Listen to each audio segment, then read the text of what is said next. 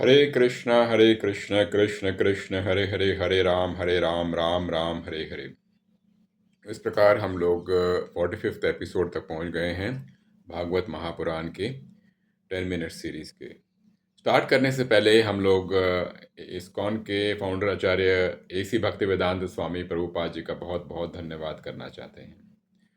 तो पिछली बार हमने देखा किस प्रकार से इंद्र की जो प्रीस्ट थे विश्वरूप, उनने विदित विश्व इंद्र की मदद करी और इंद्र की मदद करके उनको नारायण कवच के बारे में ज्ञान दिया, जिसकी वजह से देवताओं की विजय होती है। अब हम आगे देखते हैं कि जो इंद्र जो हैं, एक बार उन देखते हैं कि विश्वरूप जो होते हैं वो सीक्रेटली ओबलेशंस कर रहे होते हैं, प्रेयर्स कर रहे होते हैं राक्षसों के लिए, और जो कि उनके एक किस्म से मैटरनल साइड के रिलेटिव्स होते हैं। इंद्रा इस प्रकार से घबरा जाते हैं और इस प्रकार से वो क्या करते हैं, विश्वरूपा के जो 3 सिर होते हैं उनको काट देते हैं। और उसकी वजह से इंदिरा को 1 साल तक के लिए पश्चाताप करना पड़ा। और उनने जो पश्चाताप किया, जो उसके सिंफुल रिएक्शन थे, उनने पृथ्वी पे डाल दिया क्या कहते हैं, डेजर्ट के रूप में, रेगिस्तान के रूप में, पानी में डाल दिया जो बुलबुले होते हैं और फोम होता है उसके रूप में, और जो पेड़ों में से सैप निकलता है उसमें पेड़ों में डाल दिया, तथा जो मासिक धर्म होता है वुमेन में उसमें डाल दिया। तो इस प्रकार से उनने इंद्र ने किया। तो जो त्वस्ता जो होते हैं, जो विश्वरूप के जो पिता होते हैं, वो बड़े क्रोधित होते हैं और कि इस प्रकार से इंद्र ने उनकी हत्या कर दी है। इंद्र की उनने इतनी मदद करी थी, उसके बावजूद भी ऐसा किया इंद्र ने। तो त्वस्ता जो होते हैं वो एक यज्ञ करते हैं और एक पुत्र की कामना करते हैं जो कि इंद्र को सजा दे सके, इंद्र को मार सके। लेकिन मंत्रों की गलत प्रकार से चैंटिंग की वजह से उन्हें इस प्रकार से पुत्र मिलता है जो कि ना कि वो इंद्र का वध करेगा बल्कि उसका इंद्र से वध हो जाएगा। तो उनका पुत्र होता है त्वस्ता का, जिसका नाम होता है वृत्तासुरा। तो वृत्तासुरा का जन्म होता है और वृत्तासुरा जब जन्म होता है तो जो देवता होते हैं वो उन पे आक्रमण कर देते हैं।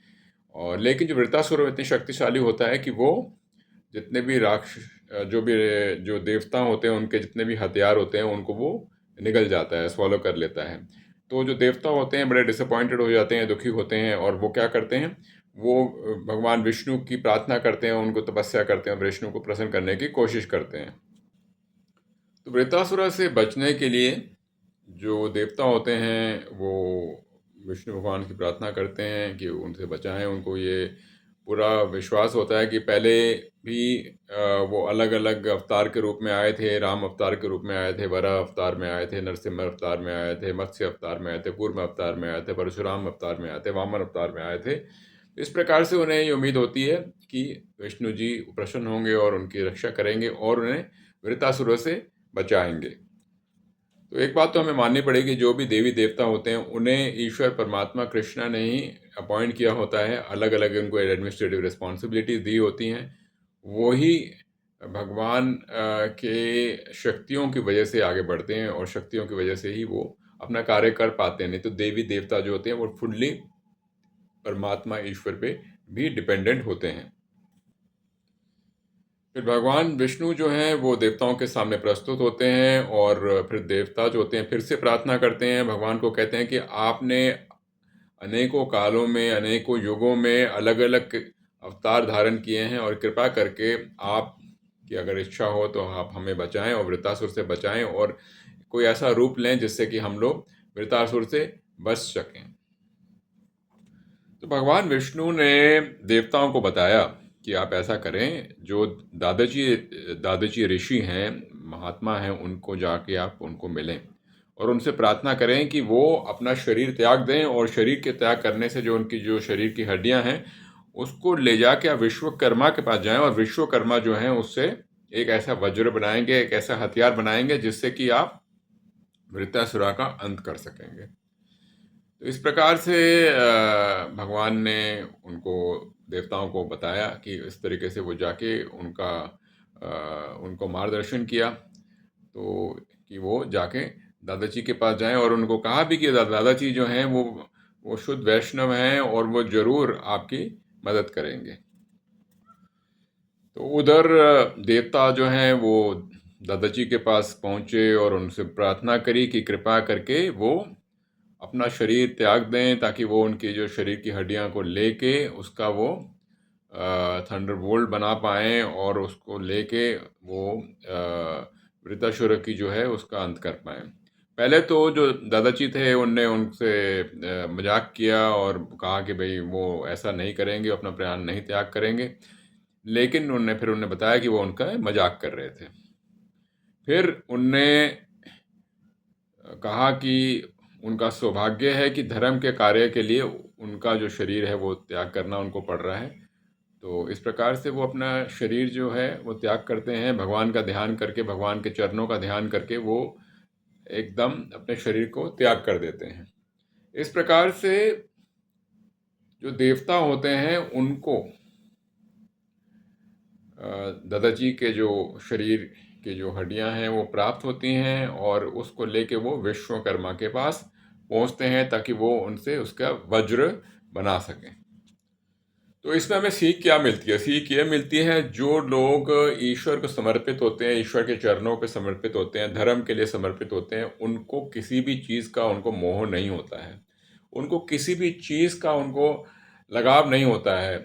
ना अपने मकान का लगाव होता है, ना उनके धन का लगाव होता है, ना अपने बंधु बांधवों का लगाव होता है। बस उनको ईश्वर के लिए लगाव होता है, धर्म के लिए लगाव होता है। इसी प्रकार से दादाजी जो होते हैं वो अपना शरीर जो है वो त्याग कर देते हैं, ताकि उनके शरीर से जो हड्डियां हों वो किसी प्रकार से धर्म के काम में आए, उसका वज्र बने और उस तरीके से धर्म की रक्षा करी जा सके। और क्योंकि ये जो है भगवान ने, विष्णु भगवान ने ही ये मार्गदर्शन किया था देवताओं का, इस प्रकार से उनने ये सारा कार्य प्रसन्नता से किया। तो इसमें हमें बहुत बड़ी सीख मिलती है और ये सीख ये मिलती है कि जिस प्रकार से ददची ने, ऋषि ने अपना शरीर भी त्याग दिया और कोई मोह नहीं किया, उसी प्रकार से हमें भी कोई अपना ईश्वर की सेवा में, ईश्वर की प्रेम में हमें कोई किसी किस्म का मोह माया नहीं रखनी चाहिए। तो इस प्रकार से जो वृत्तासुर थे उनका उनकी लड़ाई हुई इंद्र के साथ। इंद्र के पास दादाजी मुनि का जो जो शरीर के जो हड्डियों से बना हुआ शस्त्र था वो था, और आक्रमण किया। और जो वृत्तासुर थे वो अपनी सेना के साथ पहुंचे और काफ़ी घमासान युद्ध हुआ। और जो इंद्र के पास जो वज्र था उससे काफ़ी हाहाकार मच रहा था। और इस प्रकार से जो दानवों की सेना थी वो तितर बितर हो गई, भागने लगी। उधर वृत्तासुर ने जो अपने भागते हुए सैनिक थे, जो दानव थे, उनको कहा कि या तो आप अपने प्राण जो हैं ईश्वर की सेवा में, ईश्वर के सोचते हुए लगा दीजिए और प्राण त्याग दीजिए, तो आपको सद्गति प्राप्त होगी, या तो आप युद्ध करते हुए युद्ध भूमि में अपने प्राण त्याग दीजिए। तो ये दो मार्ग उनने, वृत्तासुर ने अपने दानव सैनिकों को बताए, लेकिन उसके बावजूद भी वो जो दानव सैनिक थे वो भाग गए। तो उधर दानव जो थे वो भाग रहे थे, उनके पीछे पीछे देवता भाग रहे थे, तो उनको पीछे से आक्रमण कर रहे थे जो देवता थे दानवों के। तो वृत्तासुर ने देवताओं को बोला कि आप जो मेरे सैनिकों को पीछे से वार कर रहे हैं, उसको वार करने का क्या फायदा है? अगर आपको लड़ना ही है तो आप मेरे से लड़ें। तो इस प्रकार से वृत्तासुर जो थे उनने देवताओं को चुनौती दी।